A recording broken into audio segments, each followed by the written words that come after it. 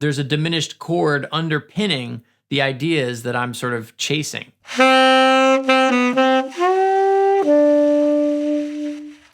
I have no idea what this video is about other than I just thought I would share a little bit of what I'm doing right now. I sat down to play and I just had a little idea and I'm working through, I don't even know what it is yet.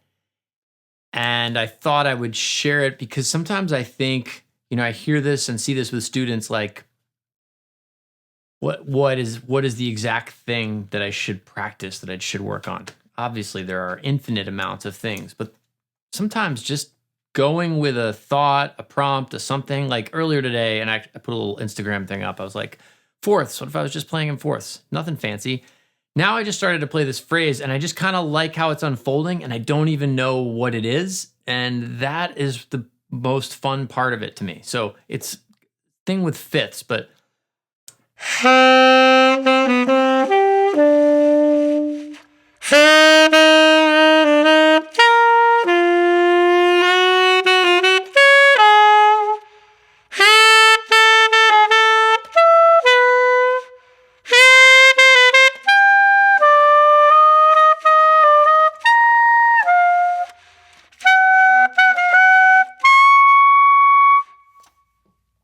so something's there. What is it? Is it a scale? Is it a chord? Am I playing fifths based around a diminished chord? I don't know yet. And that's totally fine with me. I'm kind of just relaying my inner monologue to you. That's what I'm thinking. The first part.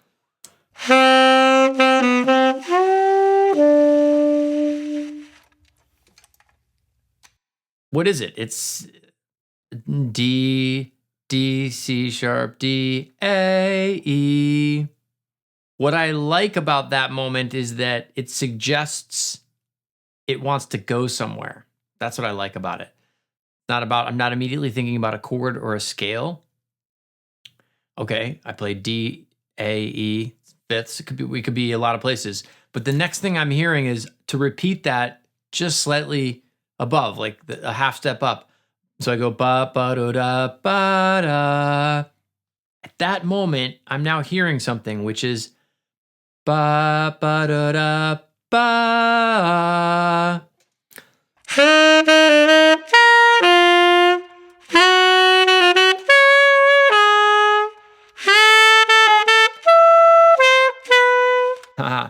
So now I recognize, okay, I played a particular pattern where I played a note, went down a half step from that note, and then went up a fifth, and then back down a fourth. I can be that sort of definitive about it.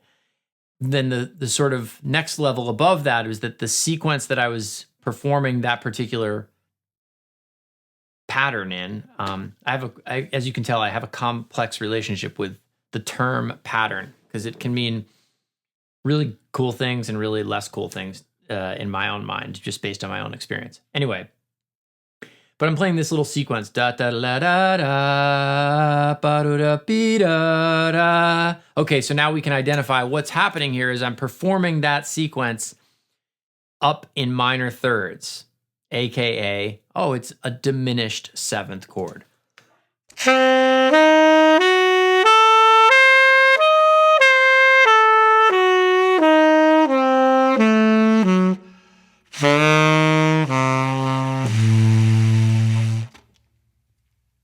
Now I'm going to check it, but I think though what's extra cool is that I'm not sticking to a particular diminished scale. It's just that there's a diminished chord underpinning the ideas that I'm sort of chasing. This is the fun part of practice, of this kind of play practice. It's discovery, right? That's actually what makes it so interesting. A little brief side tangent, because I had this experience with a couple of my students at USC.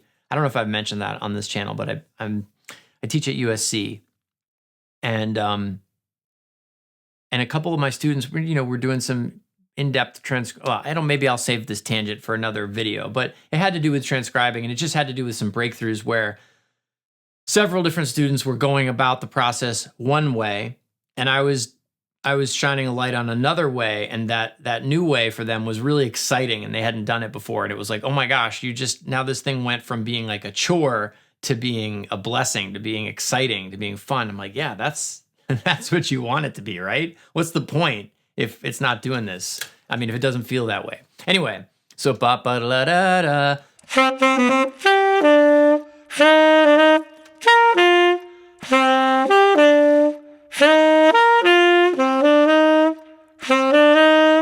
Yeah, so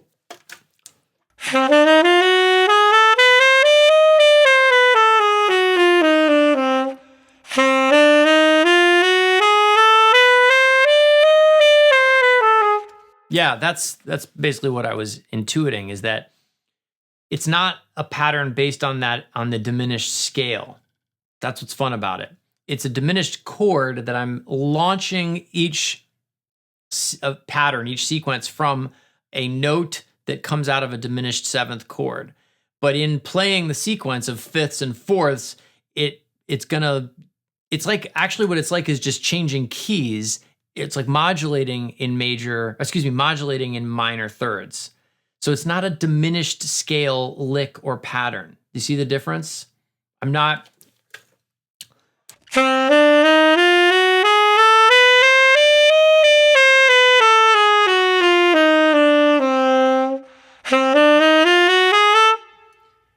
That's the diminished scale. For me, D diminished. And it has some of the notes I'm playing in this pattern, but not others. Like, I'm not going to have an A natural in that. But in the pattern I'm playing, I do.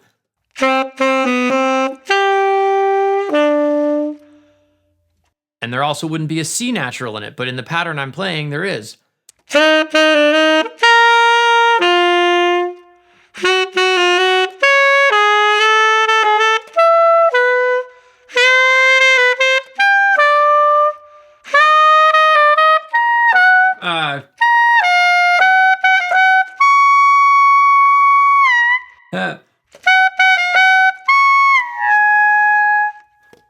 Get up that high, it's like a little bit what?